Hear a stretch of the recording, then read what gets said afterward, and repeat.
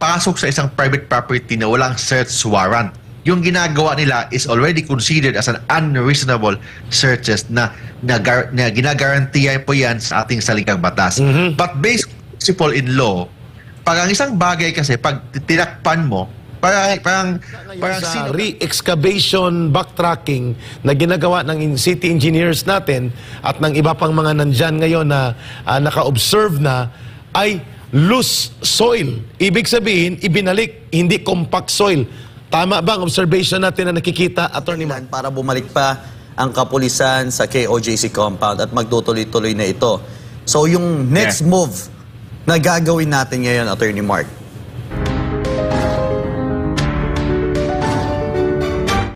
tignan mo kung gaano sinira nila.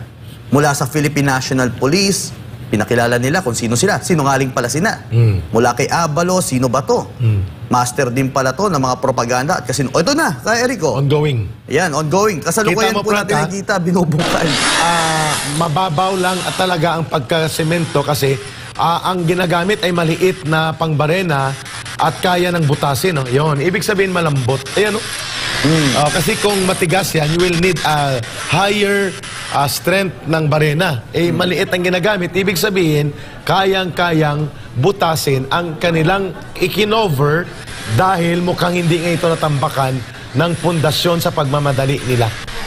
Ongoing po ito, mga kababayan, at ito po ngayon ay nagaganap sa basement ng Jose Marie College kung saan nagkaroon ng illegal na excavation o pagkakalkal ng mga lupa at struktura ng isang school building basement area ang mga pulis ni Torre at ni Abalos at ni Marbil.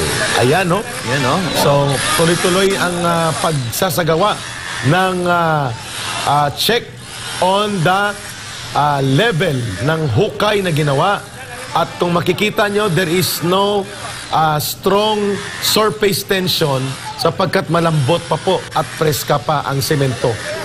Basa pa, oh. Ayun.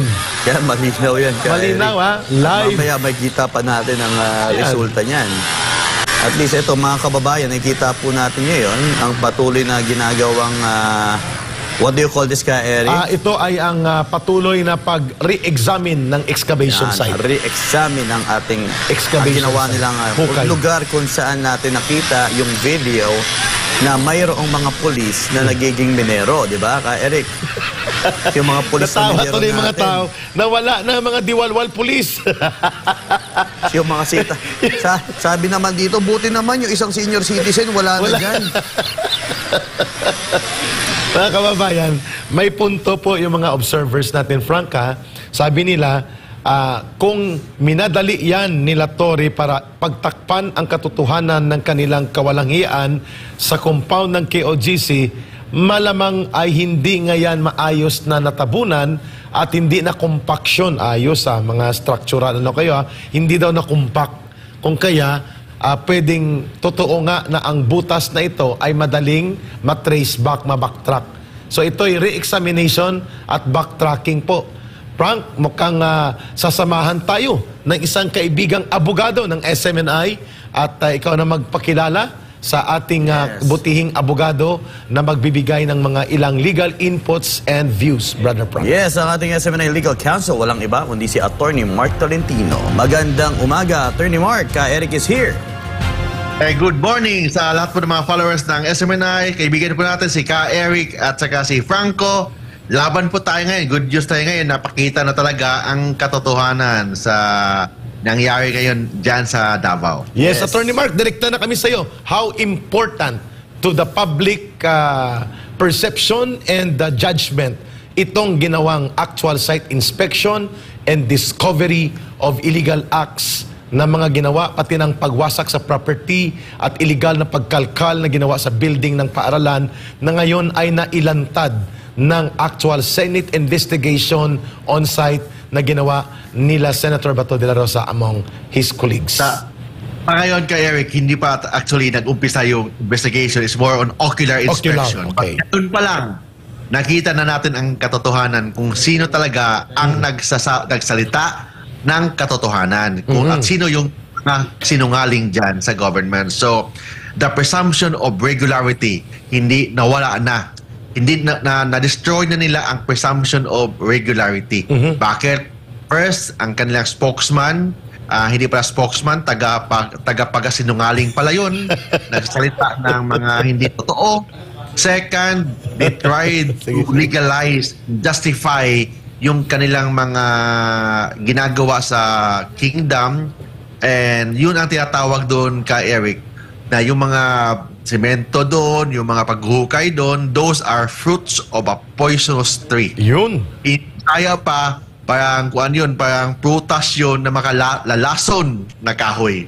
Yun. Ibig sabihin, those are hindi matatawag na evidence yun laban sa kingdom, but magagamit yun na evidence laban sa mga kapulisan. Gaano kahalaga yun, attorney, yung punto mo, whatever ang kanilang itanim man o gawin na showcase of their so-called evidence sa kanilang mga ginawang pagkalkal at illegal na mga akto sa loob, tinatawag mo ito sa legal parlance na or sa legal terminology na act or that creates fruit of the poisonous tree inadmissible as evidence. Gaano kahalaga po na ito'y maibunyag sa araw na ito at nang sa ganun ay magkaroon ng mabigat din na pabor sa legal na pakikipaglaban ng ating mga kapatid sa KOGC, itong mga na-uncover na mga acts of illegal activities na ginawa ng PNP sa kanilang illegal na pag-okupa for almost 14 days sa KOGC. How important are these to reinforce the legal battles na ginagamit na rin ngayon bilang pamamaraan sa pakikipaglaban ng mga kapatid natin sa KOGC? Very clear kasi kay Eric, may tinatawag tayo sa ating saligang batas na every person may tinatawag na right against unreasonable searches and seizure. Yung ginagawa ng mga kapulisan, yun ang tinatawag na unreasonable searches and seizure. Kasi nag-search sila na walang search warrant, nag-try sila na mag-aresto kuno, they tried to justify their illegal acts through that warrant of arrest. So, in layman's term, parang nagamit talaga ang warrant of arrest sa pag-aabuso. So yun ang nangyari. So yung warrant of arrest ng inisyu ng Pasig City ginagamit ng mga kapulisan sa kanilang mga illegal na gawain. So yun ang tinatawag na in violation sa ating saligang batas, right against unreasonable searches and seizure. Ang ibig sabihin doon kay Eric and kay Franco na yung mga nandun, yung makita yung mga ginagawa nila dyan, hindi pwedeng magagamit yan laban sa Kingdom of Jesus Christ. Yun. But pwedeng gamitin yun na ebidensya laban sa mga kapulisan. Yun. Attorney Mark Tolentino, very obvious, sabi mo, at the onset, makikita kaagad ang mga illegal violations on unreasonable search, unreasonable activities, illegal activities ng mga pulis na pwedeng gamitin sa kanila. Will this become a legal support to invalidate another attempt nila na pasukin muli ang compound? Dahil wala sila ngayon doon eh. Skeletal lang naiwan nang pumasok ang mga senador natin for on-site inspection. Yung binabanggit ninyong unreasonable searches, unreasonable seizure at destruction of property which are no longer covered by warrant of arrest serving, will this become ground now to invalidate and prevent another attack and raid na gagawin nila after umalis ang mga senador? Actually, dati ko pang sinasabi na yung mga kapulisan dyan sa loob ng kingdom, they are considered illegal element, mga lawless elements yun. So, ibig sabihin doon, kung kaya lang natin i-prevent, that's why may mga baril sila. So, yun ang unfair sa mga members ng kingdom kasi yung sa atin naman, pagdadasal ng wala tayong ginagawang dahas doon, but yung mga kapulisan, they employ yung mga unreasonable forces na unnecessary forces. Yun yan. So, pwede natin pigilan sila kasi yung ginagawa nila, illegal na talaga yun. Yung ginamit kasi nila, dalawa lang ang justification nila. First justification nila is the warrant of arrest. Second justification nila is the presumption of regularity. Nakalagay po kasi sa batas natin yan na yung mga kapulisan, they are presumed regular. Presumption. Yung presumption na yan, sila mismo ang nagiba sa kanilang presumption. The presumption of regularity is not anymore applicable to them. Nakita na natin na yung pag-kut-kut nila dyan, pagmiminan nila sa loob, baka may gold mine dyan, yun, that is the presumption of regularity, hindi na applicable sa kanila. They are already presumed illegal. Yung mga ginagawa nila, legal na yan. So, clearly a violation ng ating saligang batas. No person na pwedeng pasukin without a search warrant. Very clear yan sa ating saligang batas. Search warrant ang kailangan. Sila, wala silang search warrant, but naghalughog sila doon. Sabi ng batas, kung walang search warrant, pumasok sa isang car, tapos granting na may nakita ang mga ebidensya, those are considered fruit of a poisonous tree under the principle of exclusionary rule. Very clear yan. So yung ginagawa nila, pwede natin magamit yun na ebidensya laban sa kanila. So pwede natin i-demanda ng damage to property, pwede natin i-demanda ng police brutality, yung mga pag-aabuso nila sa kanilang kapangyarihan, yung kanilang ginagamit nila. So, pwede natin siya i-demanda sa Office of the Ombudsman on the Military and Police Affairs para mag-imbestiga ang Ombudsman na may pag-aabuso sa kanilang kapangyarihan yung mga kapulisan. So, those are options na pwedeng gawin natin, but hopefully na hindi na sila babalik dyan sa kingdom. Kasi sabi mo nga, they lost already the presumption of regularity na magiging maayos at matino ang gagawin nila. Attorney, before kita balikan ng tanong, explain lang namin ni Brother Franco ng konti itong nakikita naming structure at mababaw nga ang itinapal nilang semento kasi nakita kaagad, Attorney, no, wala pa yata itong dalawang ruler ang ginawang backtracking of excavation at re-examination of the site ay lumabas na po ang bituka ng mga kabilyada o mga bakal na tingin natin, tinakpan lang sadya o ayan o. So, ibig sabihin, Attorney Mark Tolentino, the presumption already of illegal acts, unreasonable searches, and illegal acts of destruction of property, lalo na school building ito at religious compound, at sinasabi po ninyo at nailalantad ngayon, magiging ground ito that will reinforce the legal basis of the kingdom of Jesus Christ to defend their property, the integrity and protection of their domicile, of their religious sanctuary, of their school building against sa panunumbalik ng paglusob muli ng mga pulis ni Marcos at nila Marbil at Torre. Tama po ba? So ito'y magiging illegal na pag bumalik pa sila dahil naipakita na ang ginawa nila irregular, illegal at unlawful. Correct po ba ang kuha namin sa argumentong iyong ipinapakita ngayon sa talakayan natin? Hindi lang illegal yan ka Eric or ka Franco, but it's also unconstitutional. Unconstitutional. Violation yan sa ating saligang batas, the highest law of the land. Yung pagpasok sa isang private property na walang search warrant, yung ginagawa nila is already considered as an unreasonable searches na ginagarantiya po yan sa ating saligang batas. But based principle in law, pag ang isang bagay kasi, pag tinakpan mo, parang scene of the crime na nilinis mo ang isang scene of the crime. Yun. It's already something wrong, something fishy. Correct. Scene of the crime, yan. Yung crime nila, yung paggiba ng property. Correct. Crime na yun.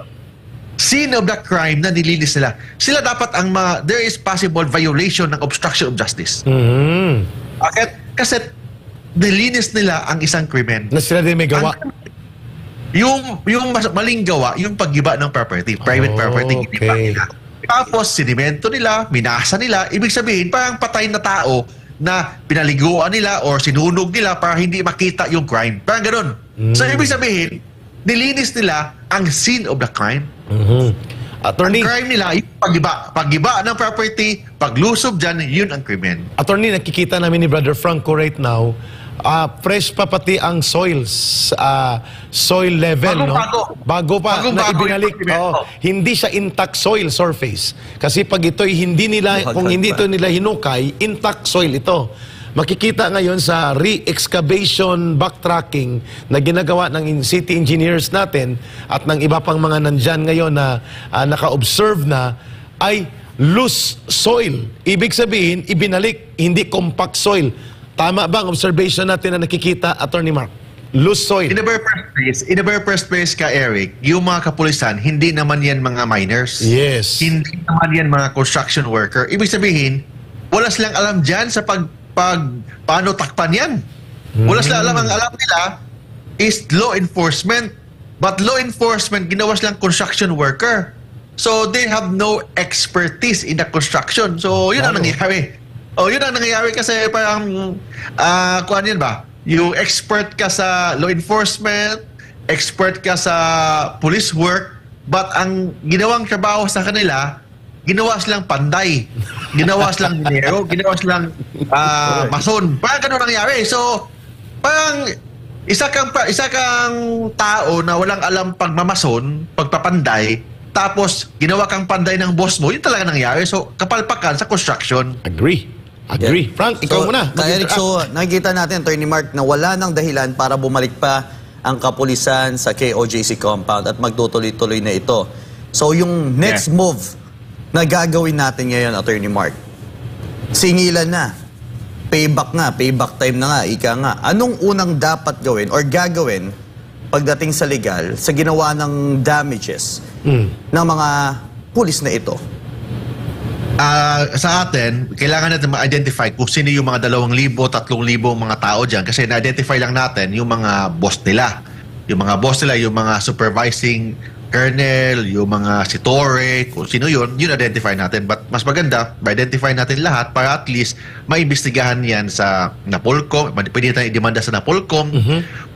Of course, bigyan natin trabaho ang Commission on Human Rights para mag-imbestiga din. And of course, mas maganda i-demanda natin sila sa Office of the Ombudsman sa Military Affairs. Yeah. Para at least